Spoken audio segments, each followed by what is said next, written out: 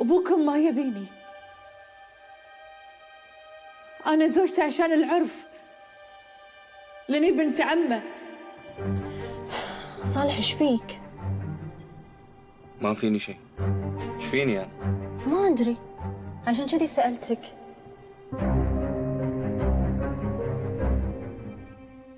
وبعدين العمة رقية إذا شافتك مضبوطة بالشغل وشاطرة ترى إيدها مرخية، ما راح تقصر وياك بأي شيء. صدق؟ إيه؟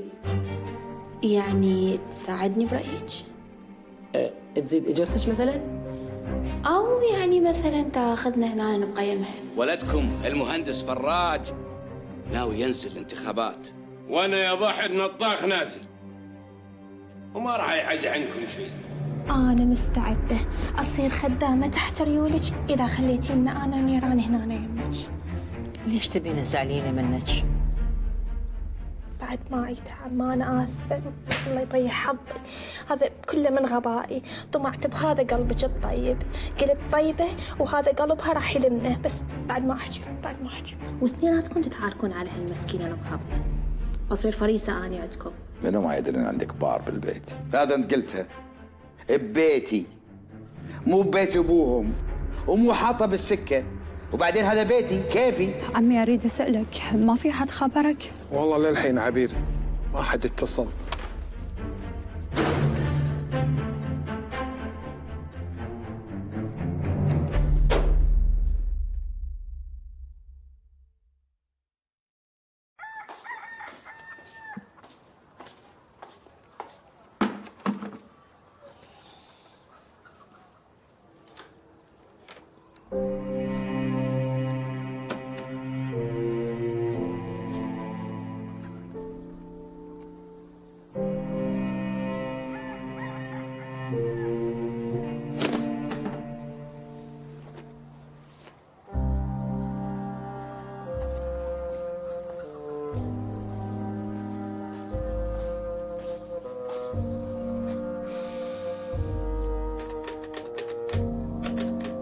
في حرارة.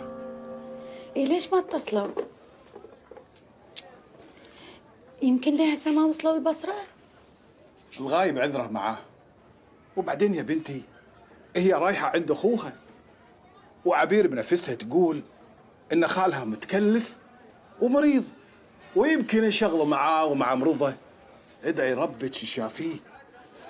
الله يشافيه. اللهم آمين. خطية عبير طول الليل تتفزز وما نامت. الله يكون في عونها وترد بالسلامة إن شاء الله. عمي أبو مشلاع، هلا. أريد هاي الجريدة. اخذيها عليك بالعافية. مشكور عمي. حياك الله بنية. مع السلامة. مع السلامة.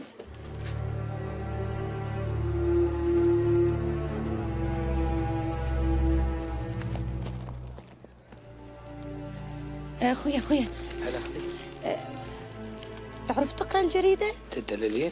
شو تريدين اقرا ايش بيها؟ مكتوب هنا؟ يعني تريديني أطرد أختك من البيت؟ نزهة، هاي مو أصول. الأصول تقول اطردين نيراني من البيت، لأنه أكو ناس ثانية راح تنطرد، وأنت تعرفين قصدي مو؟ مثل ما رجعتك للجريدة أطلعك من عندها، وأنت تعرفين نزهة إذا قالت كلمة فلا تقصر. يعني أنا بس أبي أعرف، أنت ليش هيك تسوين؟ أنت اللي سألي نفسك، ليش تسوين هيجي؟ ليش تردين تفرقين بيني وبين أختي؟ ماكو ضمير؟ ماكو إنسانية؟ ها هي؟ يعني مو كافي اللي سويناه بيها؟ كذبنا عليها وقلنا لها ما يريدك بالشغل وياه وخربنا حلمها، مو كافي؟ مو كافي نزهة؟ ولك يا حلم هذا يا طرقاعة، أنت من كل عقلك مصدقة هاي مخ صغيرون تصير فنانة؟ وبعدين هذا مو ثوبنا ولا طريقنا، فكافي عاد كافي. والله أنا ما أعرف، تخافين عليها وهيك، إذا ما تخافين شو تسوين؟ تعالي عندي حكي وياك. شوفي ولك، أنا هاي النعثة الزايدة والتنعوص ما أحبه، يعول لي معدتي، واللغوة هم تدوخ لي راسي. فأنا هسه ايش راح أسوي؟ راح أدخل جوه ساعة زمن عبير، والقى نيران يمي، وإلا يا ويلك من سواد ليلك، وانتي تعرفين ساعة زمن. انت لعبتي بعداد عمرك.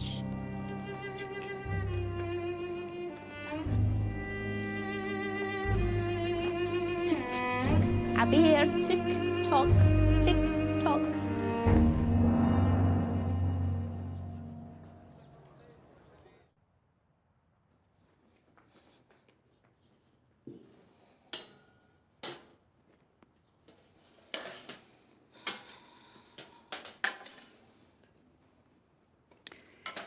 صباح الخير.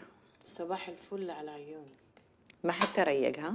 لا ده انا لسه كنت هشيله. حتى عم خالد اللي كان لازم ينزل يفطر من ايد ام امجد ما بقاش يفطر. اسيبهولك تفطري؟ لا لا لا، ما بشي ما بشي.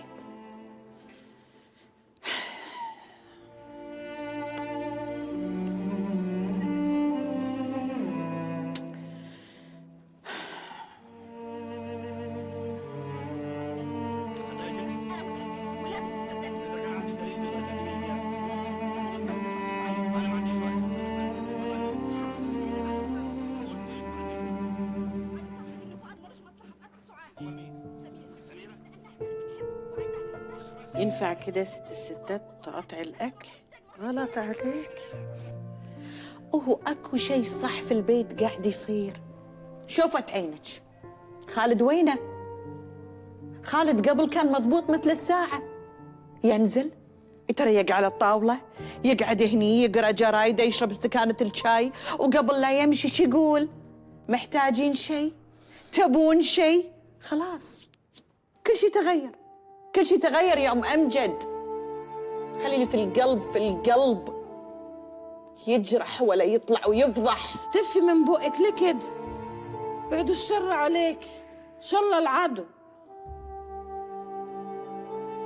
طب انا هقول لك على حاجه. زمان وانا صغيره كانت ساكنه قدامنا واحده زي القمر، تحل من على حبل المشنقه، ولا سمعتها زي الفل. والموكوس جوزها راح دخل عليها بواحده تقرف، بس فرغت عين بعيد عنك. والتانيه تلقح الجديده عليها، والاولانيه ساكته مش حاطه منطق يا قلب امها. مش عارفه مستحمله ازاي، كانها جبل صامته كده بعيد عنك. ودي تلقح ودي ساكته. اخر ما لقت مفيش فايده منها، فاكراها ساكته انها ايه بالكده. لا ما بتككيش، ده ساكته غلب يا موكوسه. المهم قالت لجوزها ايه رايك ناخد راحتنا بنلها فوق وتخلينا على راحتنا يا اخويا. ايه ده؟ عايزه تطفشها من بيتها؟ اهي ما لحقتش تطلع.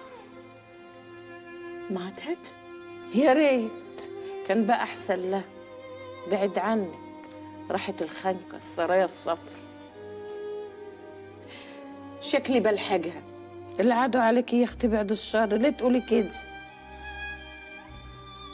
طب ايه رايك؟ انا عندي فكره. اقول؟ قولي. احضر لك الفطار وتاخديه وتفطري انت وعم خالد.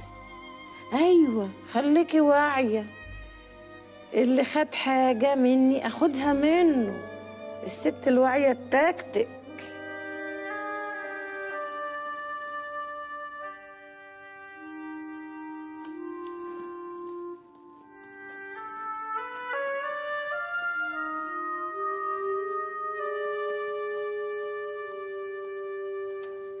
هوا يكون الفطار جاهز، ده باين الخطة نجحت. ايه شبيك؟ نيران شبيك؟ ايش سويتي بيها ولك؟ ايش سويتي بيها؟ سويت اللي كان لازم اسويه، قلت لها الحقيقة، قلت لها اختك كانت عندي وتهددني، وقلت لها انت سبب خراب مستقبلها وضياع حلمها ويا شاهين حمود. ايش قاعد تخربطين ولك؟ لا ما خربطين، هاي الحقيقة. وبدل ما توقف وياي هاي مقلب فطير وقفت ضدي. زين انت حبيبتي، انت ليش تبكين؟ طقتني نزل، طقتني طردتني من البيت. يا كلبة طقين اختي. تمرضين طقين اختي؟ انا علمك ولك. وقفي عني. نزل لا تحركون، نزل.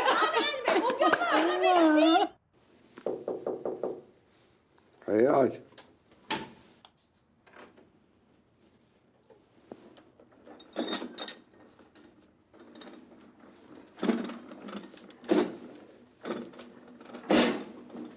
صباح الخير. صباح النور. جيت وجبت لك الريوق، قلنا يعني نتريق مع بعض. يطري عليك ذيك السنة يوم كنا مع عريس، يوم كنا في شرق، يعني عشت وكلش نبي نقلد الأفلام. أجيب لك الريوق وأحط لك الوردة كذي على الصينية، وليل غرفة أجيب لك إياه. كنت أقلد ماجدة يعني، عشت لا والله قوتي بعد شادية. الحكي من زمان، ومن وقتها ما سويتيها. ما حرصتي انك تجابليني على لقمين، ما حرصتي ان تكون في ليله لي ولك بس. كل شيء كان يتم صدفه وبلا ترتيب. اشمعنى الحين طلعت الريوق وجبتي لي اياه الحين؟ أنا؟ انت عرفتي ان اللي يسوي العنود هو اللي كنت ادوره فيك.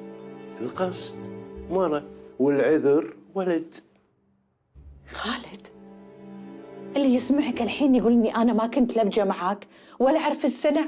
لا يبا، انت مو سنة، انت تعرفين تصنعين اثاثك في البيت، تعرفين تختارين احسن الماعين، تعرفين تربين عيالك احسن تربيه، بس ما تعرفين تدنين صوبي. ما تعرفين اذا رديت بالليل هل ياش معطره ومبخره وقاعده تطرين لي بدارك. يبا مركبي تركتيه وسط البحر وجات العنود وسحبته صوبها. ولا اشمعنى الحين طلعتي لي الريوق لفوق ومتبخره ومتعطره مع انك ما سويتيها من 20 سنه، من ايام ما كنا بيت ابوي بشرك. شو بس؟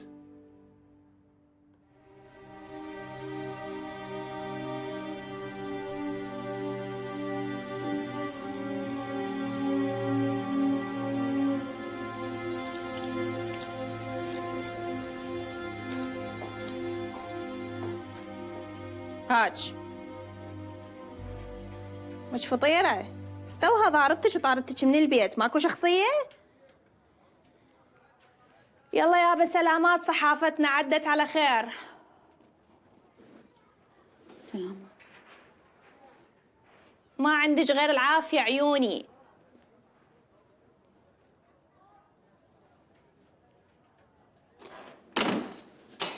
والله لو ما تبيدك. ماتت الكلب حتى تتعلم بعد ما تمد ايدها عليك. هلا هلا ومية هلا. تعاي تعاي تعاي تعاي يما نور البيت. شوفي البيت هسه شلون طلعت شمسه. شلون هيك تطاج قلبك تعوفين وتروحين؟ ملعونة لك وحشة. أنا بعد اشتاقيت لك يما فدوة أنا للي اشتاق لي. إن شاء الله بعد ما يصير بيناتنا لا فراق ولا أي مشكلة. أنت اللي سويتي مشكلة. ولك يا غبية يا فطيرة، أنا أختك وأريد مصلحتك.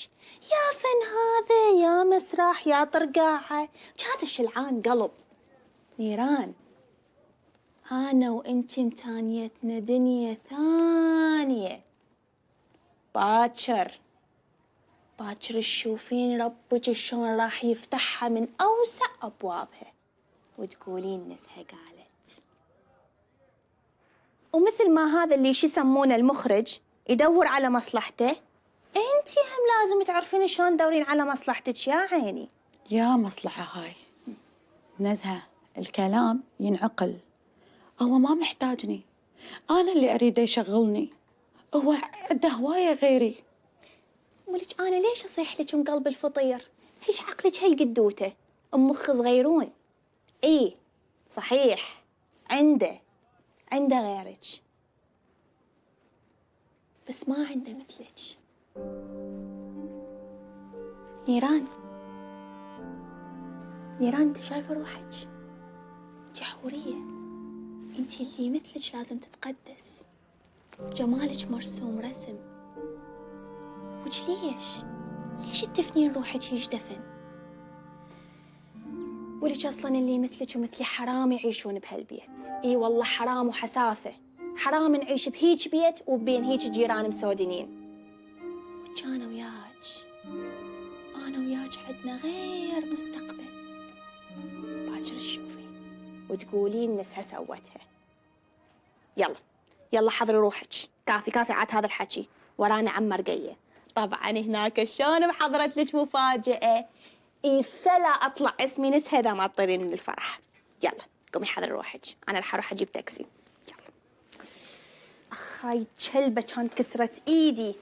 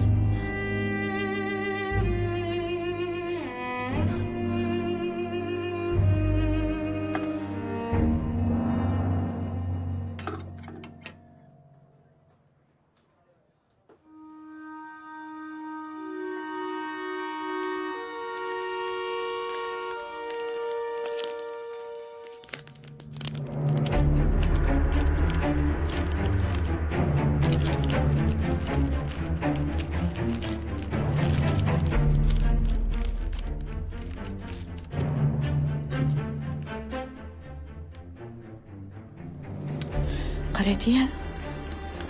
ايه قريتها. ما أعرف منين جابتها نزهة. ومن هاي شريفة؟ الرسالة مكتوبة لواحد اسمه عبد المحسن. عبد المحسن؟ قلتي عبد المحسن؟ الله يخليك نيران، كافي اللي جالي من وراك. أريد أروح للشغل برجلي، بعد خو شفتي بعينك ايش صار بيا. اي صبر عبير، اريد افهم على مود عارفة اتصرف. تعرفين تتصرفين؟ ويا منو؟ ويا نزهة المجنونة؟ الناس تعرف تتصرف ويا ناس عاقلة، على الأقل عندها ذرة عقل، مو ويا ثور هايج. ما راح اسكت عبير، ما راح اسكت. النار اللي بيا ما راح تطفى الا لما ناخذ حقي من نزهة واعلمها درس ما تنساه طول عمرها. شنو ناوية تسوي؟ راح اخذ حقي، راح اخذ حقي لو مرة واحدة بحياتي، حتى لو من اختي نزهة. عندك ورقة وقلم؟ ليش بالله؟ تكتبين رسالة حب. أحبك، أعترف أني أحبك، وأعترف أني أحبك من أول مرة شفتك بيها، منذ أول مرة التقيت بك فيها، وأنا عيناي لا تذوق طعم النوم بسببك.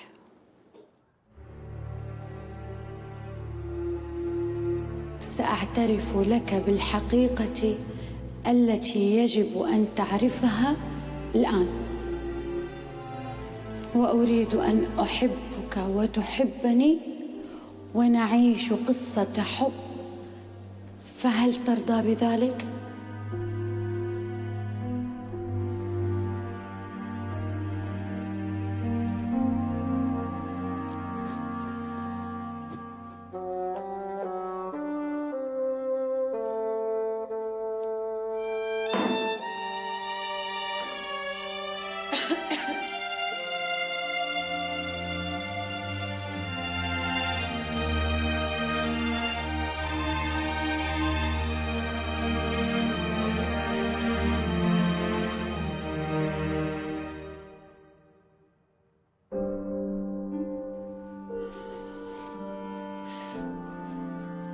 الله يسامحك يا نزهة، اللي دا تسوينا بالناس، لامينا ويعاملونا زين. يا رب سامحني.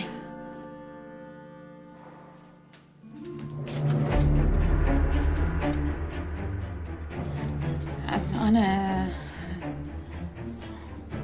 يعني نزهة هي اللي عمّا هي نزهة قالت لي أروح لغرفة العم عبد المحسن وأحط الرسالة هناك وأجي الغرفة تتواخذ أي عقد من صندوق المجوهرات. الله يخليك يا عمّا، لا تقولين للشرطة، أبوس إيدك أبوس راسك عمّا، أبوس ريلك، الله يخليك. يعني هم تبي تبوقني؟ عمّا والله نزهة راح تضربني، مجنونة وما تسوي حساب لحد. خلاص يا نيران، خلاص، دام ان نزهة مجنونة وما تسوي حساب لحد، لازم نسوي لها اللي تبيه. ها عمّا؟ هي مو تبي تاخذ العقد، خلاص نخليها تاخذه. بس عمّا هاي سرقة، حرام. وانا بعرف شلون اخليها تحرم مرة ثانية.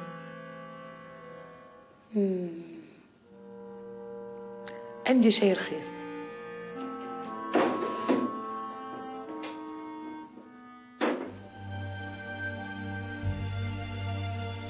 اخذي. عمّا أنا اخذي يا نيران، انت مبين عليك خوش بنية، ونزهة لازم تاخذي زاها. ايش ناوية تسوين عمّا؟ بكافئك. أول شيء بسويه لازم أكافئك، بعطيك 10 دنانير لأنك أمينة وخوش بنية. كل اللي أبيه منك تسوين اللي قالته لك نزهة بالحرف الواحد، وتاخذين العقد وتحطينه بجنطتها، وبالليل قبل لا تروحون بيتكم أنا أعرف شلون أتصرف.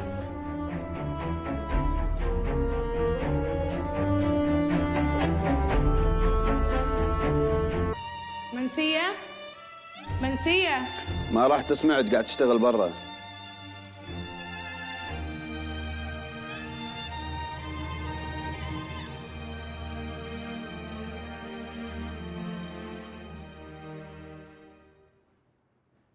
زين نقول صباح الخير بالأول. إذا بتريقين منسية مسوية ريوق هناك، روحي تريقي. هي قاعدة تشتغل برا تنظف الملحق. أما نزهة ونيران بيسكنون عندنا. شنو؟ بس المفروض أمي تعرف. عبد المحسن، أمي ما ترضى أحد يتدخل بشغل البيت، الأمور هذه تخصها هي بس. الحين الإدارة بتعصب وتحمق، ما يصير تتصرف من راسك، ما يصير. أمي لازم تعرف. يما يما يما أمي مو هني، طالعة تشتري أثاث حق الملحق. هي بنفسها تبي تأثثها لهم. يعني خالتي عندها علم؟ تصدقين نجاة؟ تعجبيني لما تحطين المسميات بمكانها الصح.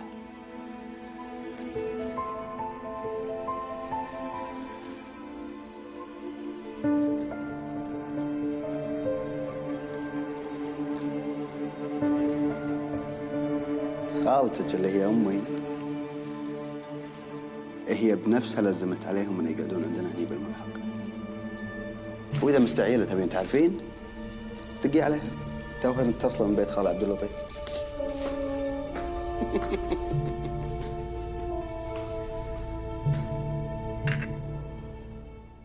عبد المحسن وسعاد؟ ايه، وعلامة انعفستي كذي؟ يا ابو صالح، أنا ما أحب يظل بقلوبنا شيء. احنا اتفقنا اللي صار نصيب، والمقدر كاين، وسعاد وعبد المحسن ما لهم لقمة مع بعض. نولف القلوب، نصلح ذات البين.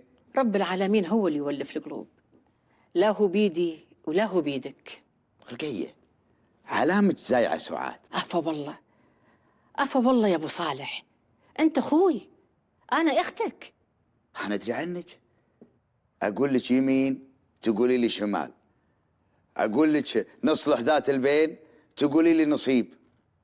رقية وأنا أخوك اللي داشين عليه شايد، وأبي صورتنا عدلة قدام الناس. وبعدين تعالي قولي لي، أنا للحين ما عرفت شنو سبب طلاقهم، وين العلة وين السبب. إن كان تدري أنا أدري، أنا حالي من حالك. أصبحت الصبح إجاني عبد المحسن قال لي أنا طلقت سعاد. اسفهك وسفهني وما خلالنا أي اعتبار. ما قال لي خال كبير أقعد معاه وفهمه غلط بنته، وإن كان هناك خلاف نحله، والهون أبرك ما يكون. أما على بنات الدون يطلق والأمر بسيط، كان بنات الديرة كلهم في بيوت أهلهم. لا لا لا لا، وأنا أخوك الأمور ما تنحل بهالشكل. خلي سعاد علي وانت قنا يا عبد المحسن.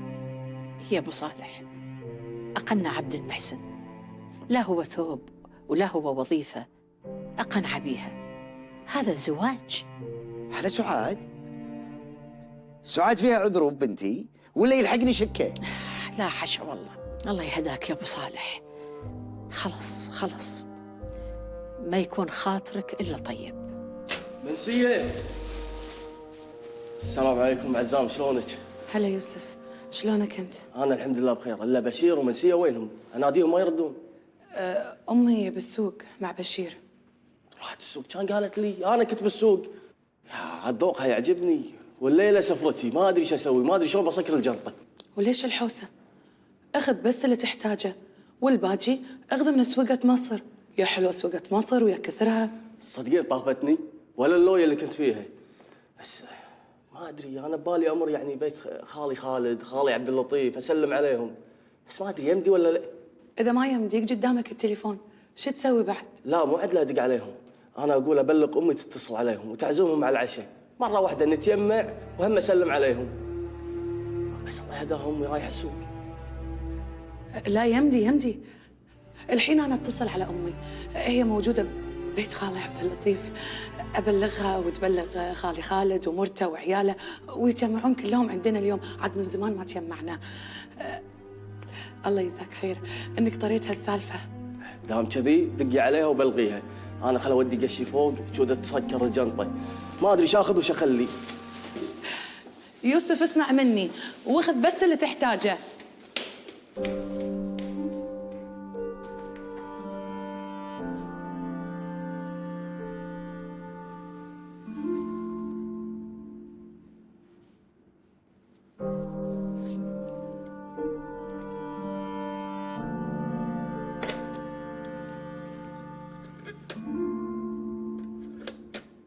ابو سيد، ما قلت ليش لا حد يدش علينا؟ دست نقيت عايزة عمتي رؤية ضروري. شفتي؟ تعرف رقم تليفوني، عمرها ما رفعت سماعه وقالت شلونك يا خالي. هذه السالفة سديناها يا أبو صالح. هلا ماما، هلا نجاة. وشنو قال لك؟ قال لي بقول سعاد واخوها صالح ومرته مريم، وانا بعد قلت الخالج خالد ومرته لطيفه والبنات وحتى زوجته الجديده العنود بيكونون عندنا بعد صلاه العشاء. بس يا نجاة انا خالج خالد مو عاجبني حسه، ما ادري يجوز لفحه برد هواء، بس مو عاجبني ابد. المهم انهم بيونا الليله على العشاء. ايش فيك؟ اشوفك مستانسه. لا، لأن يوسف خنت حيلي، متشاغب فكرة، ما يدري يذهب جنطته ولا يروح يسلم على خوالي. عاد أنا قلت أقول لك عشان تبلغينهم. يا حبيبتي الله لا يخليكم من بعض، ما شاء الله ما شاء الله، لا قوة إلا بالله. ولا يخلينا منك يا يمه يا رب، والتمين تاج على راسنا العمر كله. يا حبيبتي. إلا يمه إيش عندك ببيت خالي عبد اللطيف؟ خالج عبد اللطيف مطرش لي من الصبح، وأنا مريت عليه بعد السوق، يبي عبد المحسن وسعاد يردون البعض، وقال لي أقنع على عبد المحسن يرجع السعاد، وعبد المحسن ما طلق إلا عاف. وشلون يا ربي؟ يعني أغصب على الرجعة. وعبد المحسن ايش رايه؟ درب عمتي. دش بشير، تعال ماكو أحد هني. عمتي الأغراض هذا ليش؟ أنا مو قايلت لك تودي هذول الغراض للملحق، ليش جايبهم هني؟ أنا حاسبهم إليش عمتي؟ أنا قلت لك ودهم النزهة والنيران، خلص روح شوفهم ودهم للملحق. يوم ايش سالفة الملحق؟ بنتي نجاة هذول صاروا براسي، ما عندهم أحد، لا أب لا أم، وبنات وحدهم بهالدنيا، وهذه نزهة توسلت وترجت، تعرفيني زين أنا ما أقدر أرد أحد. عسى عمرك عمر النبي شعيب يمه، طول عمرك قلبك كبير وطيبة. يا حبيبتي يا نجاة، لا طال عمرنا ولا قصر، حسابنا يا رب العالمين. الله يجينا من النار، آمين يا رب العالمين. يلا أنا آخذ عباتي أروح أقطها فوق وأشوفهم شي يسوون. ماشي.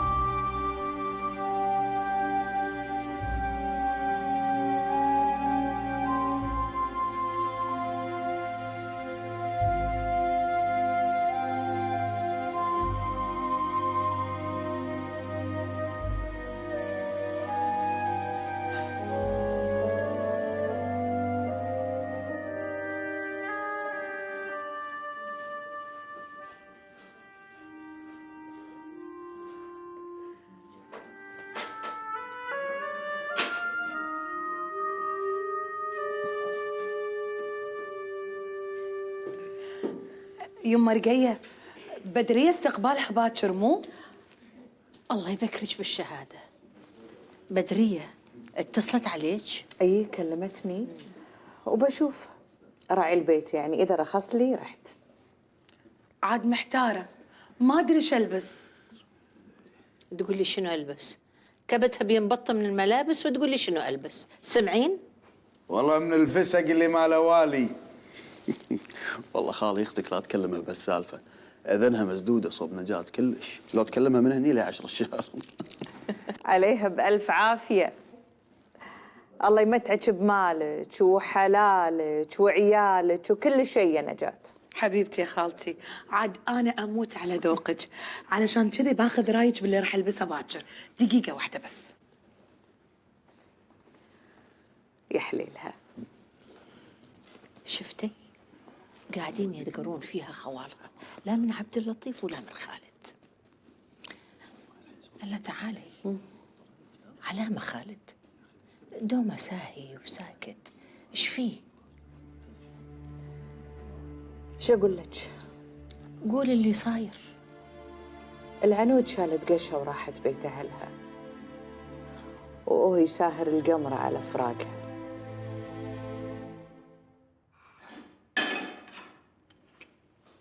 نزهة. حبيبي نروح للبيت؟ اي نروح هسه، بس احضر لك كم لقمه تاكلينها، انتي ما ماكله من الصبح. روحي اقعدي بين ما احضر لك اكل. يلا روحي.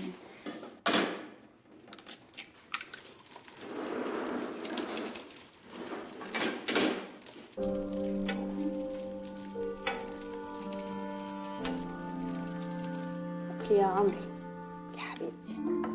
سوي كان لقمه.